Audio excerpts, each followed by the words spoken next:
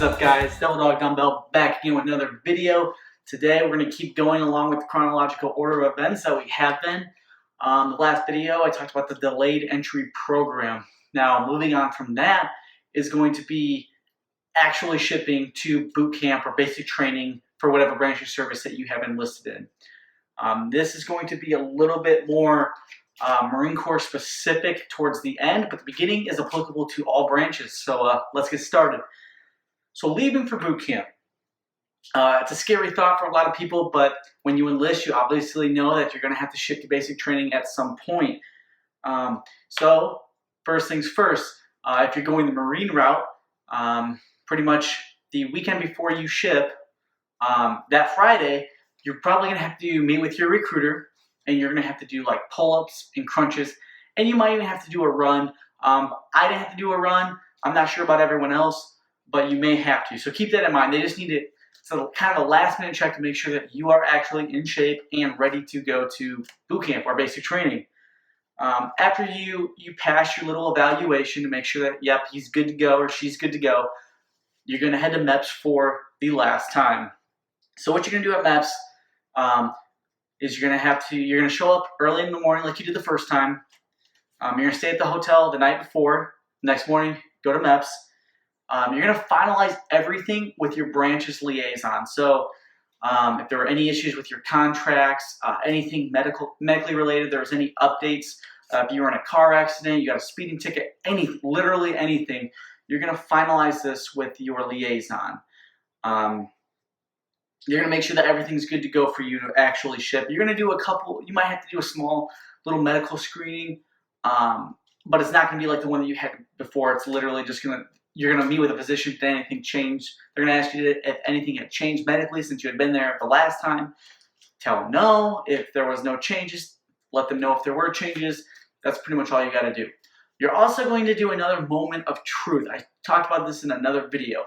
The moment of truth is basically you having not disclosed information. So if you had broken bones, or let's say you did drugs, whatever the case may be, that you did not disclose to your recruiter or to the liaison, this is when they're going to tell you this is your last chance before you ship to boot camp if you have done any of those things.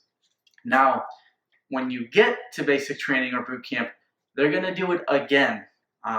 It scares a lot of people because sometimes people enlist and they hide things, and then they get down to boot camp or they get down to MEPS liaison, and then they start spilling the beans, and next thing you know, you're probably not going to be able to enlist because you had previously lied. So keep that in mind.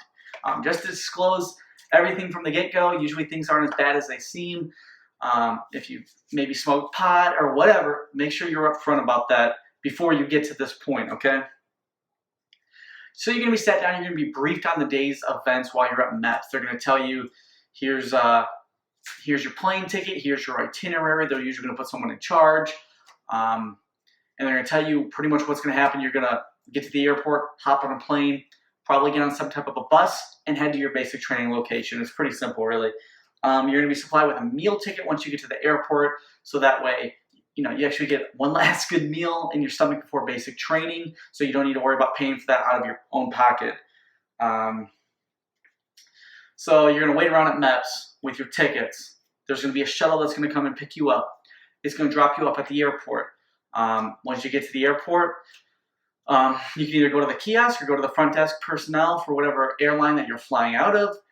They'll hook you up with your boarding pass, and then you pretty much just sit and wait for your plane to take off. Once pretty self-explanatory, you jump on your plane, you get to whatever city that your basic training location is, and then you're going to wait out for another shuttle or bus to come pick you up and actually take you to whatever location you're going to.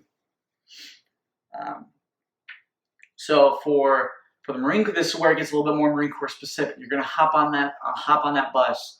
You're going to head off to either Parris Island, or you're going to head to MCRD San Diego. It's going to be late, very late at night. You're going to arrive and with your head down, in kind of almost basically in your lap, until a drill instructor gets on the bus. Drill instructor gets on the bus, pretty much screams at you, sit up straight, look at me. You're all screaming, "Aye, sir." You snap up, and he's going to yell at you to get on the infamous yellow footprints. I'm sure you've all heard of them or seen them before. So you're scared, your adrenaline's pumping, you're gonna run onto those yellow footprints. There's gonna be these 2 silver doors. At least I know for a fact, if you're on Parris Island, there's 2 silver doors. You going through those doors signifies the transition from you as a civilian to a Marine Corps recruit. So it's kind of a big deal. It's kind of just like the yellow footprints. It's just tradition. You're gonna run in those doors. You're gonna fill out some paperwork. Obviously, the drill instructor's there and he's screaming at you. You might as well get used to it because it's gonna be that way for the next 13 weeks.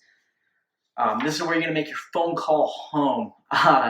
It's a pretty hectic phone call. I'm not gonna lie. It's a script that you have to read from. That's pretty much, hey, I'm here, Mom and Dad. Arrive safely at whatever location, blah, blah, blah, blah, blah. You're just reading from the script, hang up the phone, and then the fun begins, really. Specifically for Marine Corps, you're up for 2 days straight once you arrive at either San Diego or Parris Island. You're not going to sleep for 2 days. So I just want you to understand that now. So make sure you get a good night's rest at that hotel before you head to MEPS that night. Get a really good night's rest because you're not going to do much sleeping during those first initial days. In fact, you're going to do 0 sleeping. So this is also, during receiving, this is where you're going to get issued everything from your Marine Corps camis to everything that you're going to need while you're actually at the recruit depot. There's really not a whole lot to say about receiving week. It's actually pretty foggy in my brain. I'm trying to think back now. But you get issued everything. You're going to keep heading to medical. You're going to get your shots. You're going to get get your vision tested, your hearing tested, just like you did at MEPS. You're going to have it again. So the whole week is basically just in processing. Paperwork, medical things. Like I said, there is another moment of truth to ensure that you're not trying to hide anything.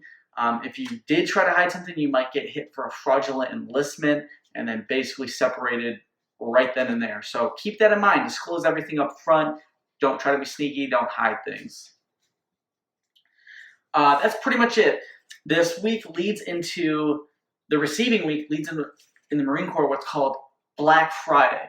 So during the week, you're meeting with just receiving drill instructors. They're not going to be your actual drill instructors for boot camp.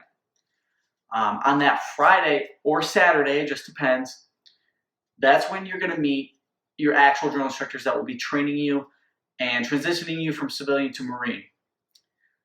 That's going to be a completely separate video. I'm really not going to get into that, but that is the next step in the journey if you are going the Marine Corps route. But again, if you're not joining the Marines, that's absolutely fine. Almost everything else was applicable, so it doesn't really matter. The next video in the series, like I said, is going to be about Black Friday, so that's obviously more Marine Corps based. But not every video is going to be about the Marines. So if you're still in the enlistment process, don't worry. The rest of the stuff is going to be applicable to you, just like everything else before this video has been applicable to you. So be sure to stay tuned. Also, just launched my Facebook, Devil Dog Dumbbell. So check that out. Check out my Instagram. If you're into health and fitness, I like to post some motivational stuff, some pictures. I think you guys would really, really enjoy it. If you like the video, give it a thumbs up. It really helps out the channel. If you didn't like it, give it a thumbs down. Let me know what I can do better to make these videos better for you guys. But as always, guys, more good stuff coming soon, and I'll catch you later.